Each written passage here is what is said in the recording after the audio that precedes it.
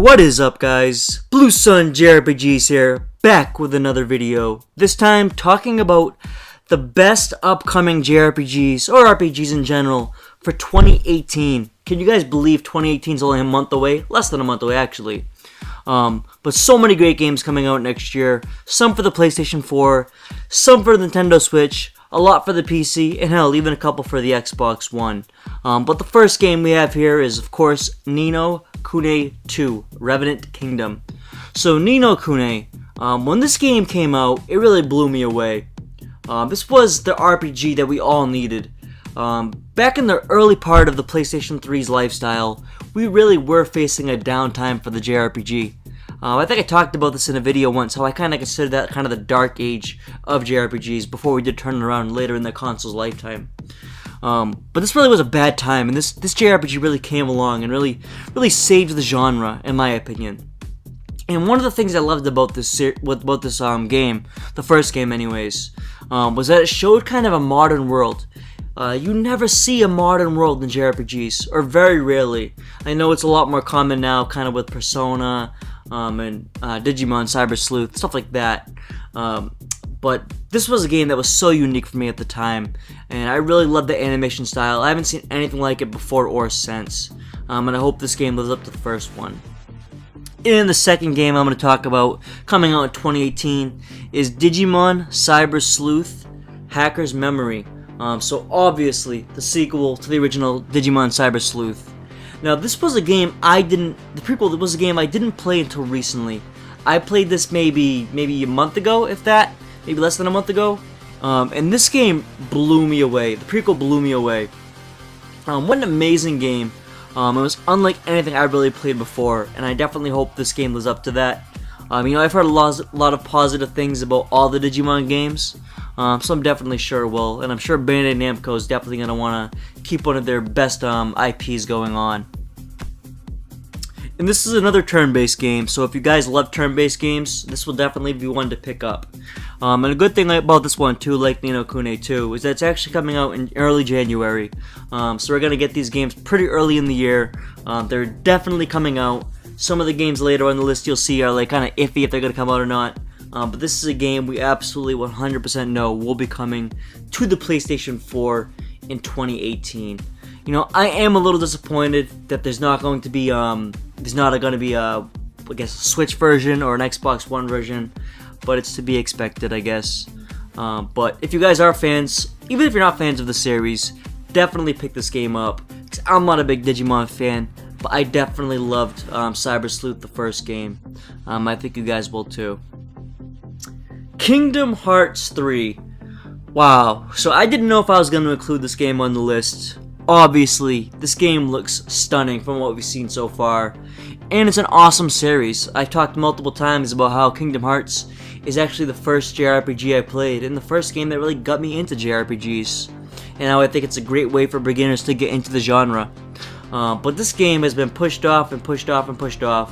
Right now, it is set for a 2018 release. Me personally, I have to see it before I actually believe this. I wish I could put some faith in Square Enix in this one, but I just can't. But this game actually will be coming out for the PlayStation 4 and the Xbox One. That's obviously good to see. Gotta get some more JRPGs on the Xbox One. And I never understood why people have this thing where they don't want to see games coming out for all the for all the platforms, which is crazy. Why does someone else being able to enjoy a video game hurt your enjoyment of it? I don't get it.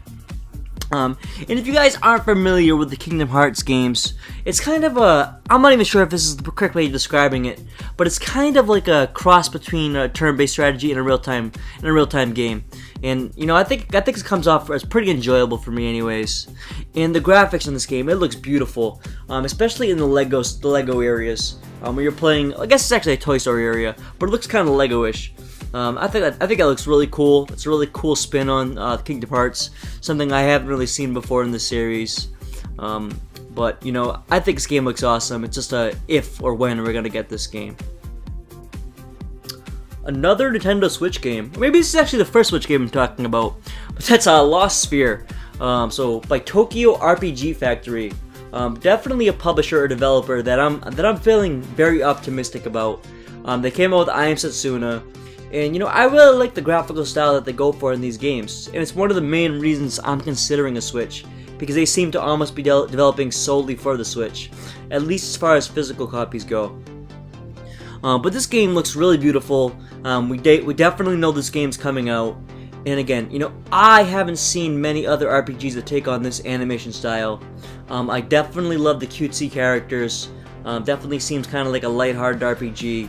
But it definitely looks like it could have a good story, or an interesting story as well too. It doesn't look like the generic story we get in all the RPGs, which is something I'm pretty excited about actually. It definitely seems like 2018 is going to be one of these years where companies aren't afraid to take some risks and go out there on a ledge and produce stuff we haven't seen before. Because that's how we get the great RPGs, when companies go out there and they produce things that we haven't seen before and really transform the genre, kind of the way Final Fantasy VII did. Next we have Dragon Quest XI. I haven't played many of the Dragon Quest games. In fact, I haven't played any of the Dragon Quest games. But Dragon Quest is a massive RPG series, especially in Japan. Definitely bigger in Japan than the US. In fact, I think it's actually only second to Final Fantasy. It might be third, but it's definitely a major franchise over there. I haven't really been interested in this series, to be honest with you, recently, or ever actually. But this game here, I think this game looks really fantastic. It looks kind of more like a more adult-themed RPG than what they traditionally do in the series. I'm sure somebody's probably going to kill me on that, but a lot of their games look kind of childish. And even though this kind of has the same graphical style and it kind of does look childish, I think it looks like something that might interest me. And I think I might have a good time playing this game, so I'm definitely interested in this game. I want to see how it develops though. I hope it's not only for the DS. I'm not positive. I gotta do a little bit more research on this game. But another game we definitely know is coming out in 2018, and a game that I think a lot of people are excited for. I'm sure there's a lot of people out there who are massive fans of the series who are gonna enjoy anything. But this game looks like it has the potential to actually bring new people like myself into the series, which is always a good thing. I mean, we could all use more great JRPG series in our lives. Lost Soul Aside. So this is probably the game I'm the iffiest about if this game is even going to come out or not. This game looks spectacular though. That's why I included it. I think this is only going to be a PC game. It may come out for the PS4. But the first thing, right off the bat, this game looks just like Final Fantasy 15. For some people, that may be a bad thing. But for me, I like Final Fantasy 15. I like Noctis. And this character looks a lot like freaking Noctis, and it makes sense because the game was designed to look like that, and designed kind of off the same engine. But what a stunning looking game. The combat looks absolutely amazing. That's one of the things I like about open world games. I think the combat can be so fun in these games. As much as I do love JRPGs for the turn-based combat, I love when they open it up, but definitely provide something different and something that's enjoyable as well. Now some of the screens definitely don't look as good as some of the others. I'm hoping it kind of goes away as the development gets further along. But what I've heard is that one guy is developing this. That's incredible. You guys know that most developers nowadays use like hundreds of people, especially for the major games. And this game looks like a major game. So for one person to do this, it's stunning. And definitely makes me want to support the guy who's coming up with this game. I'll pay freaking $90 for this game if it's good, and it looks fucking amazing to me. Yeah, obviously we don't know what the story's going to be like, but just graphically, the game looks second to none on this list, to be honest with you, which is truly a remarkable accomplishment for his limited resources. Now, this is another game we may or may not get. Legend of Heroes: Trails of Cold Steel 3. Obviously, Trails of Cold Steel was probably the most beloved game on the PlayStation Vita. I'll go as far to say that. And even for the PlayStation 3, this was definitely one of the better RPGs. Or the prequel to this was one of the better ones. And this game looks amazing too. It hasn't been declared for the US yet, or North America yet. But it's coming out, or it already came out actually in Japan. So that leads me to believe there's a pretty damn good chance it's going to come out in 2018. It may be pushed back to 2019, but I think we'll definitely get this game, just considering the success of the first game. And you know, I love the animation style in this game. Looks like they definitely take care of all the characters. Story, I'm sure, will be great, just like the prequels. And what an amazing series, guys. I think we're all excited for this game. It's just a matter of if we're going to actually get this game this year or not. Definitely for the PlayStation 4. Hopefully they're bringing it out for the Switch, and I don't think there's any hope for the Xbox One, unfortunately.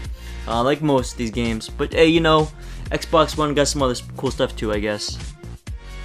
And the other game that we're moving on to is going to be Project Octopath Traveler for the Nintendo Switch. Now, I love the style of this game, guys. Got the pixelated 16-bit look to it, but it also looks crisp at the same time. You know, I don't know how they do this shit, but I think this game looks beautiful, guys. I really want to pick this game up, and it's another one of the reasons that I'm definitely considering the Switch in 2018. Between Lost Sphere, Xenoblade Chronicles 2, Zelda Breath of the Wild, Octopath Traveler, there are a bunch of games on the Switch or coming out to the Switch that I'm interested in. A bunch of quality RPGs too. Hey, if you put out good games, I'm gonna be interested in your console. Imagine that. Xbox could learn something from them, unfortunately. Because you guys know I love my Xbox. But I don't know too much about this game. I'm assuming it's going to be turn-based combat. I couldn't imagine anything else. The characters look pretty interesting. I like how it's going to be 8 different characters, 8 different stories. That's always cool. It definitely seems like it's going to add a lot of playability into the game, or replayability, I should say. But that's one of the best things that can keep you going as far as a game. Multiple ways to actually play the game, multiple ways to beat the game. That's what I loved about the Mass Effect series. Obviously, Mass Effect's not a JRPG, but there's no reason you can't bring that over. And then the last game that I'm talking about for 2018, I'm sure there's many other games coming out as well, but Valkyria Chronicles 4. Oh my god, guys, what an amazing series. In my opinion, Valkyria Chronicles was the greatest game for the PlayStation 3. I know a lot of people do agree with me, some don't, that's okay, we all have our opinions. But what an amazing series. Obviously the graphical style is beautiful. That's a big theme for me, you'll see. I love the graphics. You know, some people say graphics don't matter, and you're right, they don't have to be hyper realistic, and I'm not advocating for that, but I am advocating for something that's unique, whether it be an anime aesthetic, whether it be just like Persona 5 where it's very crisp, or even Final Fantasy 15 where you do that hyper realism. You know, it doesn't have to all be the same thing, but I want to see it done well. Whatever style you choose, just do it well, and that goes a long way for me in games. And obviously the story is incredibly important in RPGs. And this series is known for great stories, so I definitely expect more of the same. Obviously, Valkyria Revolution has kind of soured me a little bit on the actual series. They say it's a spit-off game, and I hope it truly is. Hope that the actual main series doesn't kind of go down the same path. Let's hope not. For everybody's sake, let's hope not. For the company's sake, for our sake, for all that. But this game will be coming out for the PlayStation 4 for sure. Maybe for the Switch, and hopefully for the Xbox too. And we got Valkyria Revolution on the Xbox, so let's hope for that, I guess. But let me know, guys, what JRPGs are you looking for? What RPGs in general are you looking for in 2018? I'm sure I left a couple off the list. I might do a follow-up video if there's quite a bit that I've missed. But massive thanks, guys, for all the support. Closing in on 300 subscribers. If you're new to the channel, be sure to hit that subscribe button, hit that like button, do all that awesome stuff, guys, that I know you're gonna do. Alright, guys, peace out, Blue Suns.